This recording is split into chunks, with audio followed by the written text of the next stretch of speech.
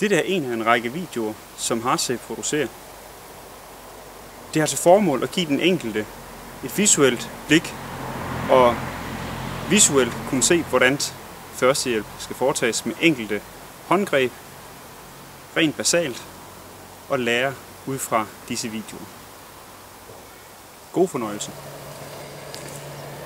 Når vi er ved de danske strande, og det er så varmt som det er nu her, så er det jo tit, at der kommer brandmænd i større mængder op til overfladen, ned fra det kølige op til overfladen for at få varme. Deres tentakler indeholder jo små bitte nåle, som vil sætte sig i huden, og når de sætter i huden, så vil de afgive deres gift. Deres gift vil give en rødme her på huden, og så vil man få et rødt udslæt, og det sviger altså rigtig meget og går rigtig ondt. Måden vi håndterer sådan en skade, det er egentlig, at vi skal have de her små nåle, pile med gift ud af huden, og det kan man gøre på flere forskellige måder. En måde er, at vi tager sådan en engangsskraber, og så skraber vi lige hen over huden for at få nålene af, de her små pile, ud af huden.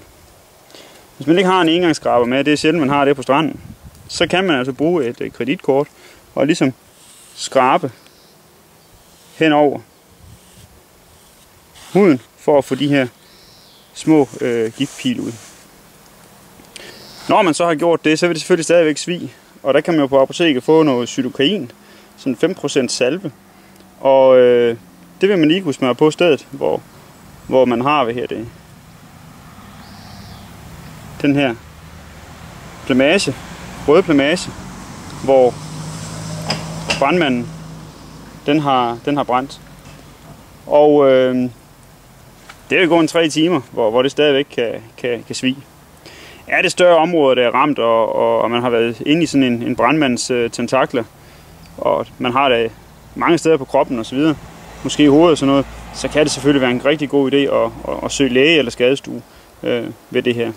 Nogle folk er jo rigtig allergiske over for sådan noget som bistik og dyr og sådan nogle ting, hvad der sprøjter gift ind i kroppen, og de kan selvfølgelig have en noget voldsommere reaktion end andre, og nogle gange kan tilfældet jo så være, at vi skal tilkalde en ambulance også.